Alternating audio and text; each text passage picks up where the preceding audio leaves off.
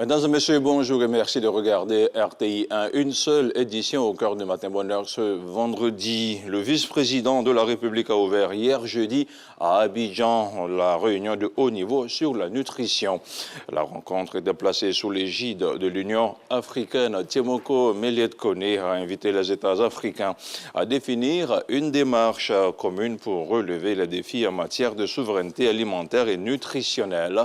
Il les a également appelés à redoubler d'efforts afin de créer un environnement institutionnel, politique et financier durable, propice à une bonne alimentation et à une meilleure nutrition. Du 7 au 13 décembre prochain, une mission du département Afrique du Fonds monétaire international FMI séjourne en Côte d'Ivoire. La délégation a été reçue par le ministre de l'économie en présence de son homologue du budget. C'est un compte-rendu de Dangui Dangui. Une mission des services du département Afrique du Fonds monétaire international FMI est sur les bords de la lagune des Briées.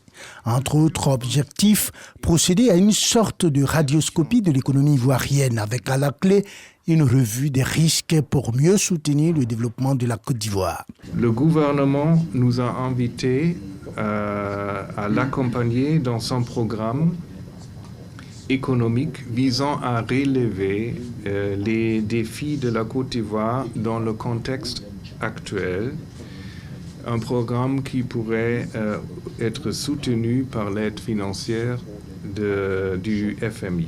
Au début de leur mission, le ministre de l'économie et des finances, en présence de son homologue du budget, a présenté l'état des lieux de l'économie de la Côte d'Ivoire à la délégation du FMI. Malgré la survenue de la pandémie à coronavirus qui a entraîné une récession mondiale, l'économie ivoirienne s'est montrée résiliente avec un taux de croissance de 2% en 2020 après 6,2% en 2019.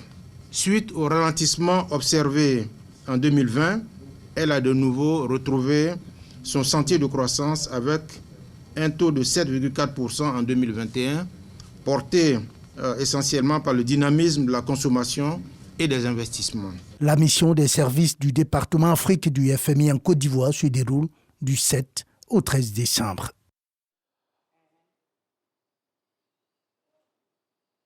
On parle maintenant d'éducation avec le député de Korogo commune qui est en campagne. Lassina Ouattara a sillonné plusieurs établissements de sa circonscription. Objectif, sensibiliser les élèves sur le respect du calendrier scolaire et dire non aux congés anticipés. C'est une correspondance d'Ami Sissoko.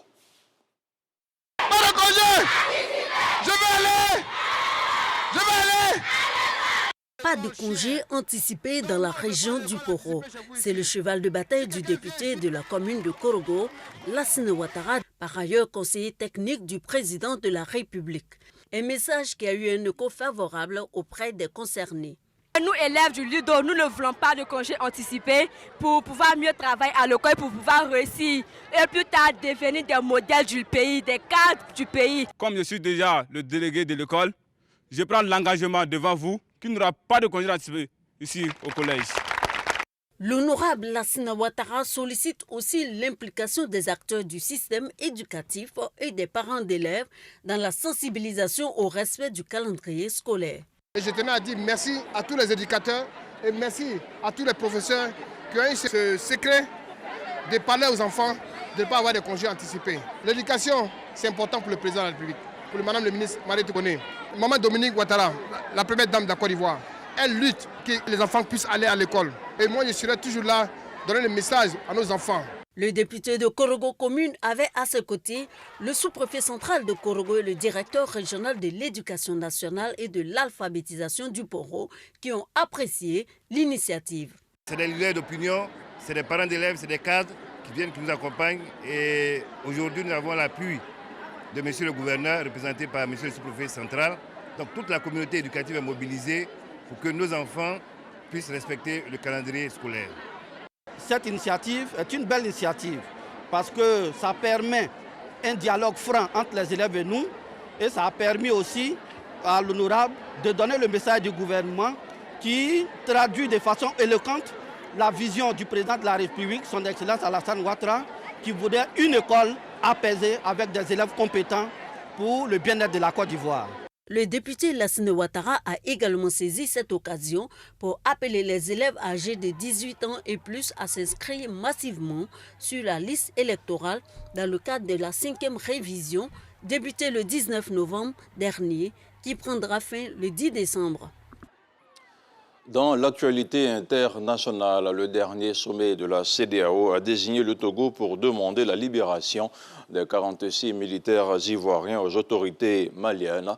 Le ministre togolais des Affaires étrangères, Robert Dussé, s'est donc rendu à Bamako hier jeudi 8 décembre.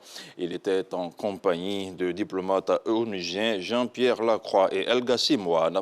Le chef de la diplomatie togolaise a été également reçu à Bamako par le président de la transition, le colonel Assimi Goïta, à qui il a transmis un message du dernier sommet de la CEDEAO qui s'est tenu à Abuja le 4 décembre dernier. Et de leur côté, les autorités maliennes ne cachent pas que pour faire avancer le dossier, elles proposent au gouvernement ivoirien de signer un protocole d'accord, un document qui devrait marquer le renforcement de la coopération entre la Côte d'Ivoire et le Mali. Et dans le document, le Mali demande à la Côte d'Ivoire d'être plutôt à ses côtés face à ces difficultés internes.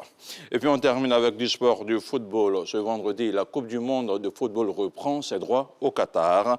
Ainsi, à 15h GMT, nous aurons la rencontre Croatie-Brésil et à 19h, les Pays-Bas seront confrontés à l'Argentine. Et demain, samedi 10 décembre, le Maroc croisera le fer avec le Portugal.